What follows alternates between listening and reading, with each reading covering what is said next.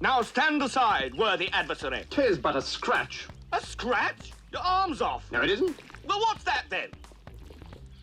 I've heard worse. You liar! Come on, you pansy. Explains what happened to that dude's arm. Well, he's back for some vengeance. Hey guys, welcome to another episode of Gaming on the Dark Side. This is Darth Shigong, and this is going to be our event grinders overview for the Tarhunz Sky God Fire Berserker Dragonslayer event. Tarhunz is going to be the third Dragonslayer to come out after Zabava and Rostam. He is a Fire Berserker, and I'm kind of curious to see what this guy can do, one-armed and all. Let's go ahead and check out this dude's lore. As dawn broke and sunlight scattered across the battlefield, a land strewn with the bodies of Unak tribesmen emerged. The ground, raised by fire, was now unrecognizable to the flora and fauna that once thrived there.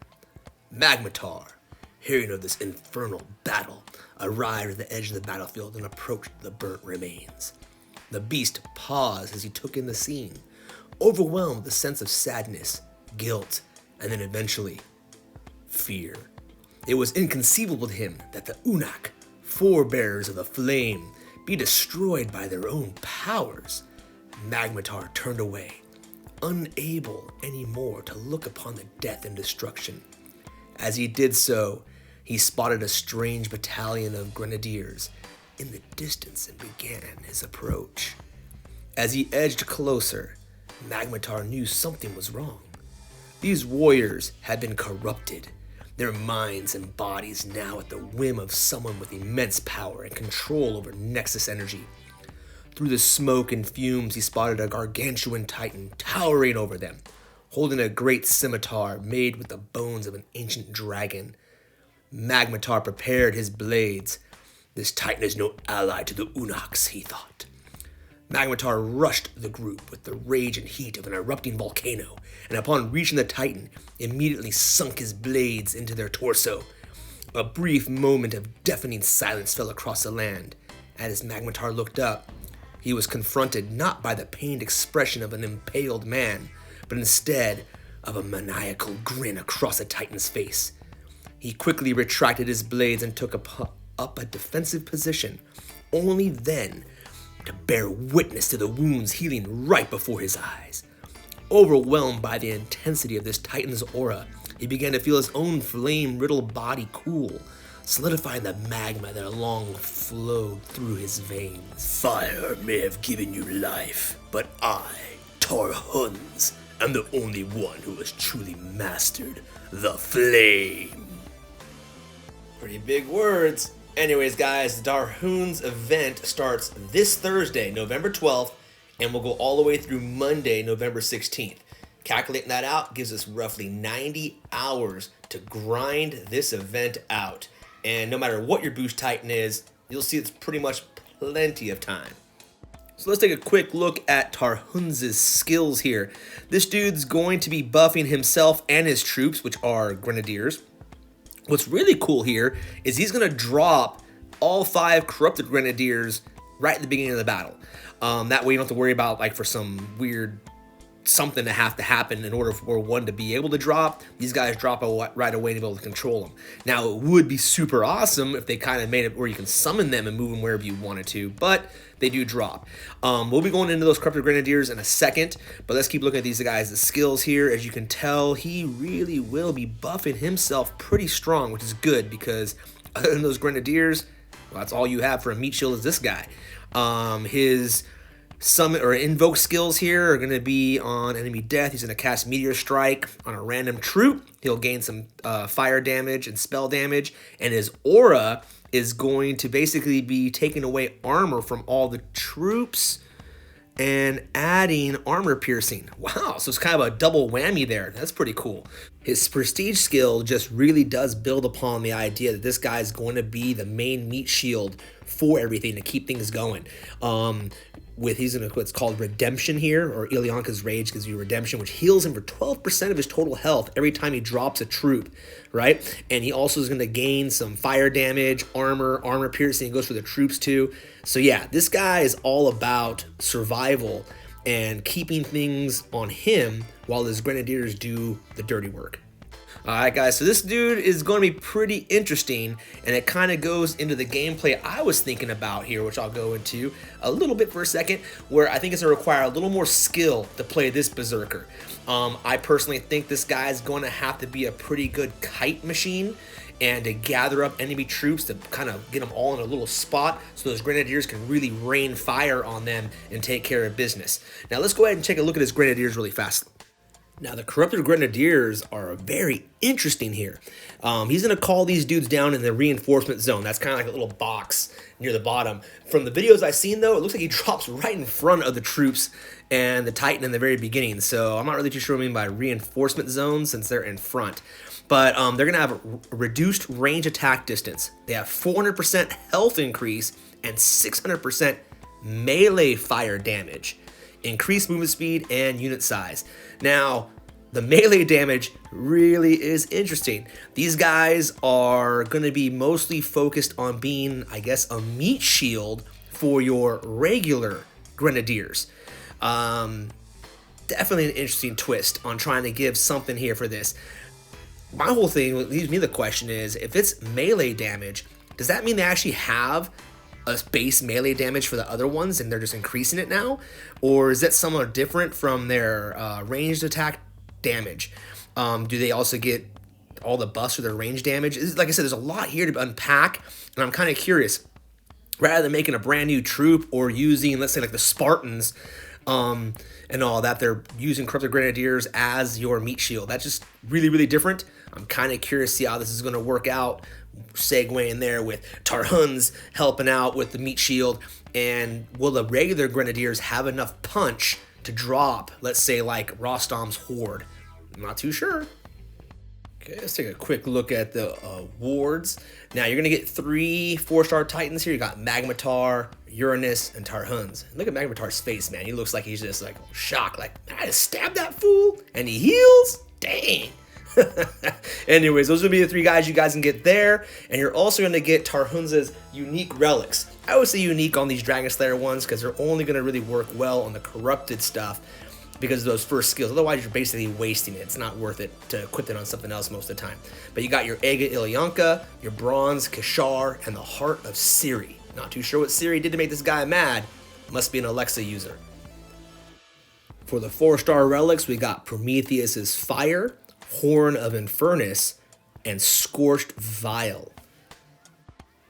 Next up, you're going to have Mind Fire at 7,000 souls. That's the first 4-star relic you're going to get.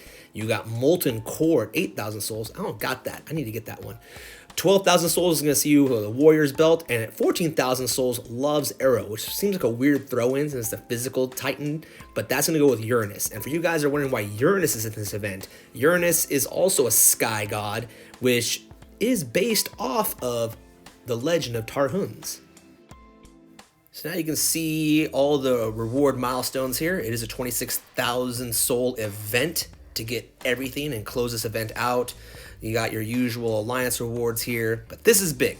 All right, for my grinders, since it's a grinder video, 2,000 souls for that last event token there, and getting the 4,000 gems. But it's a $9.98 value, which for my pure grinders, these are your minimums that you're looking for when you're doing this event. If you're just going to grind this out and you're not trying to, get everything, get at least that 2,000 point there. And if you're going to grind out the entire event, find yourself an event team which will get you those gems to add more value, which you're going to see when you look at the value base of this whole entire event is going to be necessary to make this at least a worthwhile investment money-wise for you. So let's take a look at the value matrix here. In this event, you're going to get about 3,800 gems, 225 portal stones, and 4 event relics. Add that all together, it gives you about $32.81 in actual cash value for the things you're getting. However, if you look at this, you'll notice there's a couple things here. Big stuff is there's only 4 event relics as opposed to the usual 5 and sometimes even 6. But they did increase it with more 4-star Titans, an extra one, right? Usually only get 2 in these events, now we got 3. And we're getting more 4-star relics, and of course a lot of divine gems. The big question though, guys, is it really worth it to lose an event relic, a boost relic, to get those things? And that question is going to be really up to you guys. You know, when you look at the value of an event relic, it's a couple bucks, depending on how big it can be for you and all that. And are those couple dollars worth an extra Titan and extra relics? Those are all going to be choices that are left up to you guys when you're making your decisions on whether or not to actually grind this entire event out. All right, let's take a real quick look at the boost Titans here. If you have a 3-star Fire Titan, you're going to get a 1.1 boost. If you have a 4-star Fire Titan, it's a 1.2 boost. 1.4 boost for Tarhunz, Uranus, Frigg, and Ares. And oh man, dude, finally, 15,000 divine gems is worth it. You get a 1.5% boost if you spent 15,000 gems, divine gems, and got yourself a Nephilinus. All right. Excuse me, is this Sarcasm 101? No, it's Lama's class from men named Arthur. Oh, okay, sorry. I'm kidding. It is Sarcasm 101. Be more gullible. Yeah, guys, being very sarcastic here. A 1.5 boost is a very, not a very cool thing to offer me if I'm going to spend 15,000 gems on a Divine Titan, which this Titan might even be better than. So that's kind of crazy to me. But hey, if you did already get Nephilinus, well, booyah for you. You get a 1.5% boost. All right, let's start getting into the actual numbers of this event. How many battles is it going to take for you to grind this thing out? Well, if you've got Nephilinus, it's only about 1,600 battles.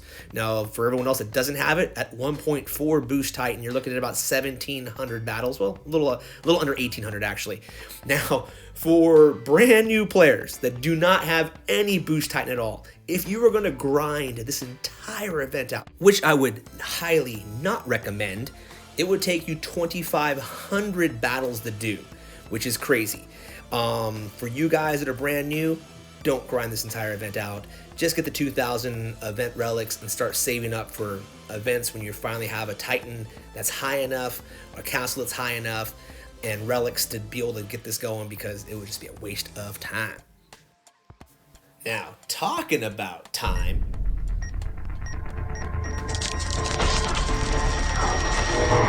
let's take a look at how long this event's going to take to grind. All right, guys, so if you have Nephilinus, you're looking at about 20 and a half hours to grind this whole event out. Now, for everyone else, it's about 22 hours. So it does cost us an extra hour and a half not having that 15,000 DG Titan. But that's manageable, guys, to save myself 15,000 gems. Now, for my brand new players that don't have any boost Titan at all, and you're just dead set on grinding this out, you're looking at about 31 hours to do. It's totally possible. Like I said, I don't recommend it, but you can do it. Now, for the majority of my grinders, you should hopefully have that 1.4 boost, so 22 hours is nothing, especially to this guy. I'm Federal Agent Jack Bauer, and today is the longest day of my life.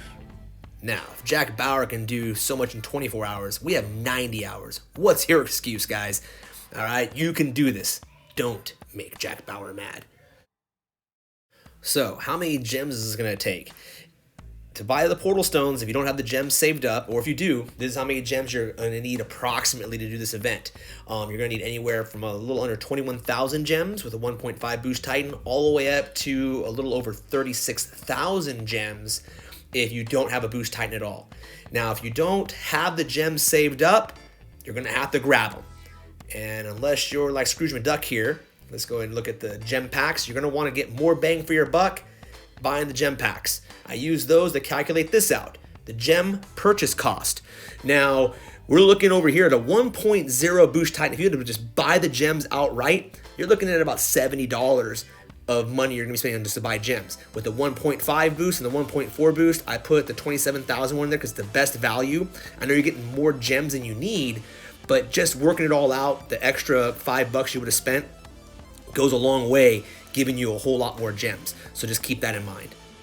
Now, I know a lot of players are going to value their time over money and just go out and buy those booster packs, which is fine.